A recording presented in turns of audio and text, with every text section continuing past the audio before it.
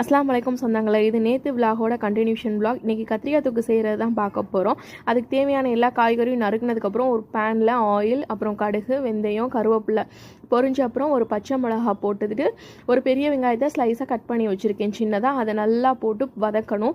வதங்குறதுல தான் டேஸ்ட்டு நமக்கு வரும், கிரேவியும் நல்லா கிடைக்கும். அப்புறம் ஒரு தக்காளி போட்டு அதை 2 நிமிஷம் வதங்கினதுக்கப்புறம் நறுக்கின கத்திரிக்காவை போட்டு நல்லா கிண்டி விடணும். எண்ணெய் பிரிஞ்சு வந்தோடனே இந்த கத்திரிக்காய் தொக்கு தேவையான மல்லிப்பொடி கொஞ்சம் நிறையா போடணும், அப்போ தான் டேஸ்ட்டு நல்லாயிருக்கும்.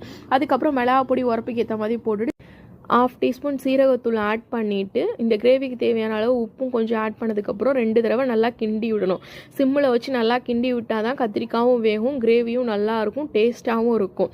நெக்ஸ்ட்டு ஒரு நெல்லிக்காய் சைஸ் அளவு பொரி ஊற வச்சுருந்தேன், அதை கரைச்சி ஊற்றிட்டு 2 நிமிஷம் கொதிக்க விடணும். கிரேவி நல்லா கொதிச்ச அப்புறம் நிலக்கல்லையும் எள்ளையும் அரைச்சி ஊற்றி 2 கிண்டி விட்டால் கிரேவி கட்டி ஆயிரும். டேஸ்ட்டாக கத்திரிக்காய் தொக்கு ரெடி ஆயிரும்.